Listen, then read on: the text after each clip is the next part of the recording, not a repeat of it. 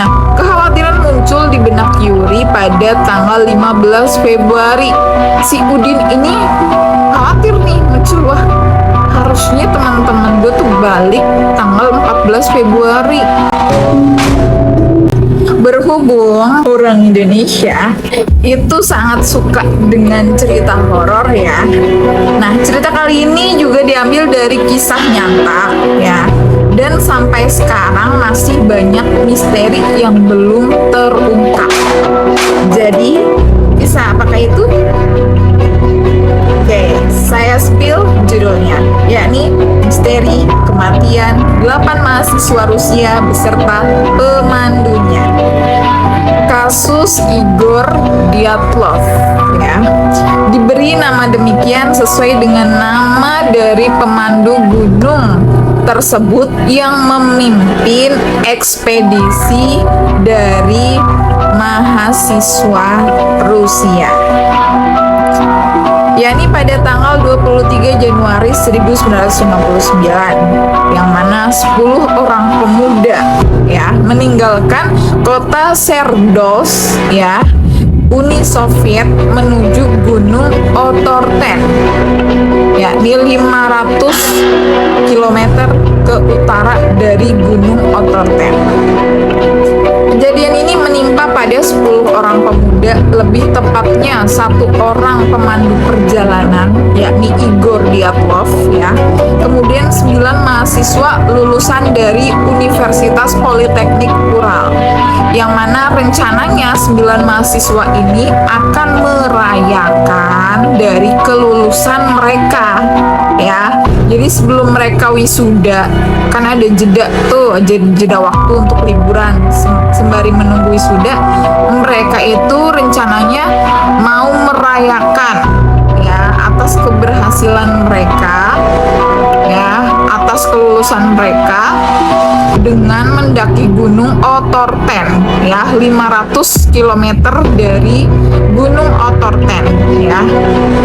Kemudian di situ ada 9 pemuda. Siapa sajakah itu? Kita lihat foto-fotonya berikut ini.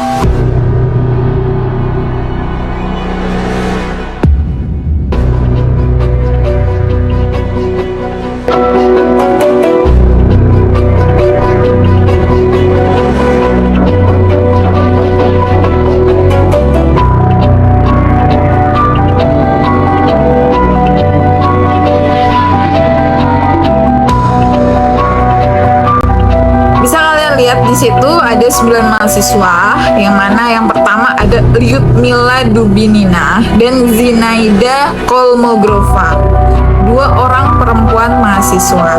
Kemudian ada Yuri Yodin ya, awalnya ada Yuri Yodin. Kemudian ada Yuri Krivosnenko, Rustem Sologudin, Alexander Kelatov, Semyon Zolotarev, Yuri Doresenko, dan Nikolai Textbout ya. Kita sebut saja dengan satu-satu ya. Ada Kristo, Rustem, Alexander, Semyon, Yuri, dan Niko.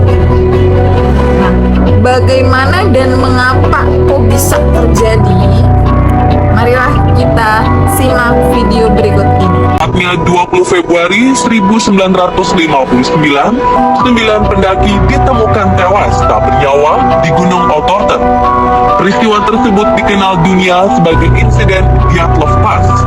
Beberapa jasad ditemukan dengan lidah yang terpotong, tengkorak yang retak, hingga tulang rusuk yang patah, seperti tertabrak mobil dengan kecepatan yang sangat tinggi.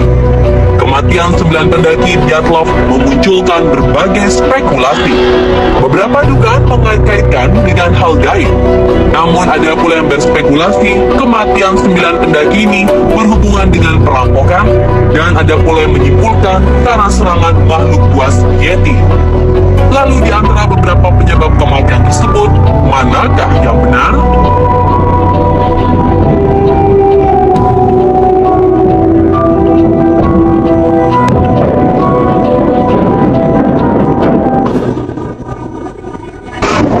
Sebenarnya gunung ini bernama Gunung Otorten. Namun penduduk lokal suku Mansi menyebut gunung tersebut dengan sebutan Holat Shakal, yang berarti gunung kematian. Gunung Holat Shakal Otorten ini terletak di tengah-tengah bukit Poya Sofi, negara Rusia. Gunung inilah yang dinamakan sebagai Gunung Orang-Orang Mati oleh para suku Mansi. Misteri Gunung Mati sudah dikenal oleh suku Mansi sejak awal keberadaan mereka.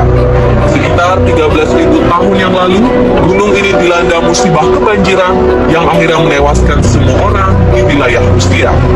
Hanya ada 11 orang yang tersisa dan mereka semua berada di puncak gunung Holat Shakal. Namun pada akhirnya berhasil selamat hanya 2 orang saja. 9 orang yang berhasil naik ke puncak gunung meninggal. Dan itulah suku Mansi menamakan tempat ini dengan sebutan Gunung Orang-Orang Mati atau Gunung Kematian. Pada tanggal 23 Januari 1959, 10 orang pemuda meninggalkan kota Serlov, Uni Soviet. Mereka adalah mahasiswa atau lulusan dari Universitas Politeknik Ural bersama pemandu gunung yang bernama Dyatlov. Tujuan mereka adalah Gunung Otorten, lebih dari 500 km ke utara dari gunung tersebut lebih tepatnya ya. Setelah beberapa hari dari menaiki kereta api, bus, truk ya, mereka akhirnya memakai ski ya, jet ski, dan mendaki gunung guys, karena di sana itu gunungnya gunung es. Mereka memperkirakan akan kembali pulang setelah kurang lebih 2 minggu menghabiskan waktu mereka di Gunung Otorten tersebut. Akan tetapi ya, setelah naik kereta, naik bus, naik truk, tinggal ini aja nih, tinggal naik ski ya, dan menuju mendaki gunung. Itu ada satu mahasiswa yang bernama Yuri Yudin ya, kita sebut saja dengan Udin ya, menderita linu panggul. Akibat linu panggulnya itu kumat, sehingga membuat si Udin ini harus kembali ke rumahnya, kembali ke kediamannya ya, untuk melakukan pengobatan dan membatalkan perjalanannya ke Gunung Otorten tersebut. Di situ Udin itu meminta izin pada pemandunya ya kan, pada teman-temannya yang berjumlah 8 ini, supaya dia bisa pulang, karena ternyata di luar dugaan linu panggulnya itu kumat ya. Ibarat kata kalau kita mungkin ngomongnya itu kerang ya, kerangnya itu kumat, jadi nggak bisa melanjutkan perjalanan. Jadilah dia pulang ke rumahnya dan tidak mengikuti teman-temannya beserta pemandunya untuk mendaki Gunung Otorten. Nah, kekhawatiran muncul di benak Yuri pada tanggal 15 Februari. Si Udin ini khawatir nih, muncul, wah harusnya teman-teman gue tuh balik tanggal 14 Februari. Tanggal 15 itu harusnya mereka udah sampai di rumah, tapi kok belum ada tanda-tanda, belum ada kabar. Si Udin ini bertanya-tanya nih, kok bisa gitu loh, teman-temannya tidak kunjung datang, tidak kunjung pulang dan kembali gitu loh. Usut punya usut, karena saking penasarannya si Udin ya, jadilah ia melakukan laporan kepada pihak yang berwenang ya. Kemudian dia melaporkan kepada polisi bahwa teman-temannya belum kembali juga beserta sang pemandu dari Gunung Otorten tersebut. Tim penyelamat pertama datang pada tanggal 21 Februari, berarti setelah seminggu dari kesadarannya si Udin bahwa ke-8 temannya dan 1 pemandu waktu perjalanan ke Gunung Otorten itu tidak pulang guys ya.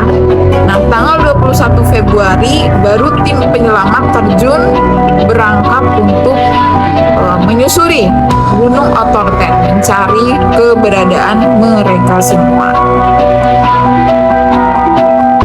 Semua mengarahkan, ada pelajar ya, ada pemandu berpengalaman di situ bukan biasanya ada ormawa ya, ormawa yang di situ berkesinambungan dengan mahasiswa pecinta alam ya. Semua dikerahkan, termasuk juga dengan penduduk asli Ural juga dikerahkan, bahkan tentara serta perwira KGB. Kemudian dari salah satu relawan semua juga dikerahkan. Nah, akan tetapi di situ belum juga menemukan titik terang, menemukan si 9 orang tersebut. Keadaan semakin gawat dengan kehadiran agen misterius yang memicu teori konspirasi. Selain itu, memang ada 3 orang dalam ekspedisi Dyatlov tersebut ya, yang pernah bekerja di laboratorium rahasia yang terkait dengan persenjataan atom. Jadi kejadian itu menimbulkan kayak berbagai asumsi ya, kok bisa kejadian itu terjadi gitu loh. Ada yang berpendapat bahwa memicu teori konspirasi, ada yang berpendapat bahwa karena sebab 3 orang dari mahasiswa tersebut itu pernah terlibat dalam laboratorium rahasia yang terkait dengan persenjataan atom, bisa jadi mungkin bom bunuh diri dan lain sebagainya, itu masih dalam penyidikan dan masih berasumsi ya. Kemudian lanjut ke tanggal 26 Februari. Tim penyelamat menemukan tenda mereka akhirnya ya, setelah seminggu pencarian ya, dari tanggal 21 ke tanggal 26 Februari tim penyelamat menemukan tenda 9 orang tersebut. Tapi ada kejanggalan di mana tenda tersebut itu kondisinya itu sudah sobek-sobek. Nah, sobekannya itu dari dalam, kan beda antara sobekan dari luar dan dari dalam. Di situ disimpulkan bahwa sobekannya itu terdapat dari dalam tenda. Sepertinya penghuni tenda tersebut diindikasi itu buru-buru keluar tanpa membuka tenda dengan resleting, akan tetapi menyobeknya secara brutal. Salah satu aspek yang menjadi pertanyaan adalah cedera serius yang para korban miliki. Bisa kalian lihat ya di foto berikut ini ya, luka-luka yang diderita oleh para korban. Luka mereka itu aneh jika dikatakan sebagai luka-luka akibat dari longsor. Beberapa orang punya luka bakar dan salah satunya yaitu Yurni Krivonsenko menggigit tangannya sendiri dan kulit tangannya ditemukan di mulutnya, guys. Ngeri ya. Di antara 3 orang yang berusaha kembali ke tenda yaitu tadi Rustam ya, ada Zunaida ya, kemudian mempunyai tengkorak yang patah, tengkoraknya itu patah, dan beberapa luka lebam biru di wajah dan juga lengan mereka. Jadi janggal kematiannya, kalau dikatakan itu terkena longsor salju itu sangat janggal. Yang lebih menyeramkan lagi, di keempat korban terakhir yakni Semyon, Alexander dan Nikolai serta Lyudmila, cedera mereka itu lebih menyerupai cedera akibat kecelakaan mobil, ya orang tabrak lari gitu loh. Nah, menurut hasil otopsi mereka banyak mempunyai luka dalam, lain pendarahan patah tulang rusuk, kemudian lidah terpotong ya, kemudian luka-luka di dalam tengkorak ya. Yang makin menyeramkan, Semyon dan Lyudmila ketika ditemukan itu tidak mempunyai bola mata, guys, dan lukanya itu amat mengerikan. Diketahui bahwa Semyon Zolotory tidak pernah mempunyai tato di tubuhnya, guys. Akan tetapi di tangan mayatnya si Semyon ini tiba-tiba ditemukan simbol-simbol yang aneh, seram, menyerupai tato tapi kayak stempel peninggalan orang. Ini juga memicu teori konspirasi lagi bahwa ada yang menyatakan bahwa mereka adalah tumbal dari suku-suku pedalaman tertentu.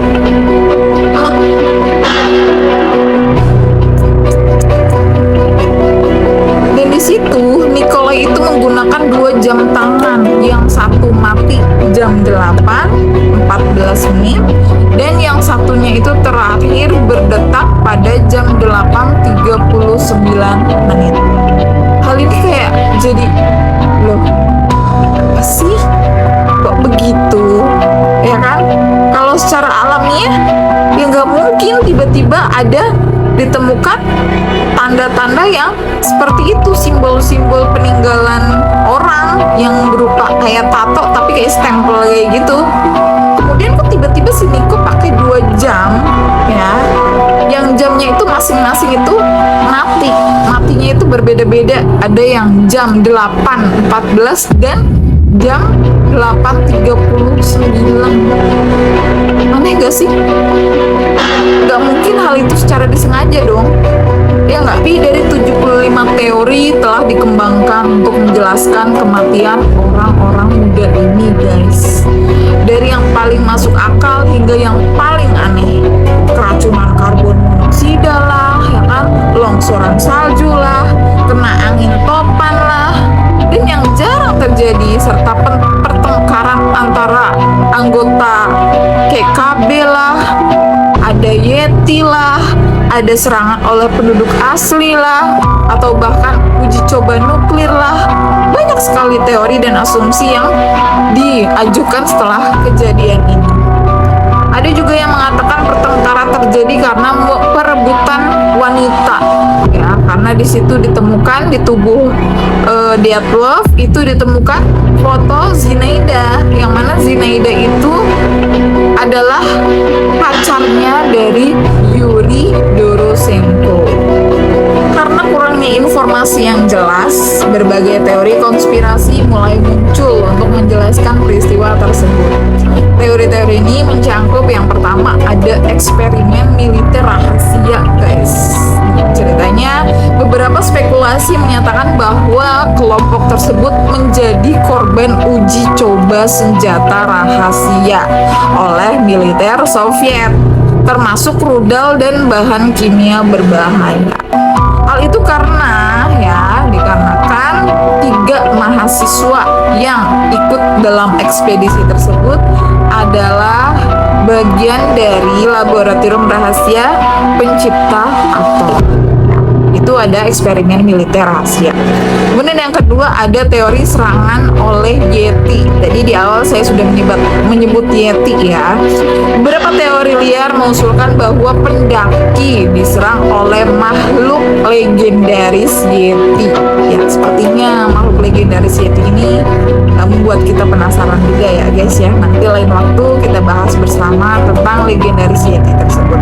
Yang mana legendaris Yeti ini dianggap hidup di daerah pegunungan tersebut.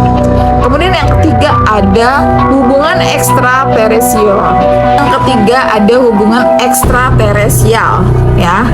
Ada yang mengklaim bahwa para pendaki tersebut mengalami kontak dengan makhluk luar angkasa. Aduh, ada aja sih teorinya, ya. Atau biasa dikatakan dengan UFO, yang menyebabkan kematian mereka yang paling misterius dan belum terpecahkan sampai saat ini.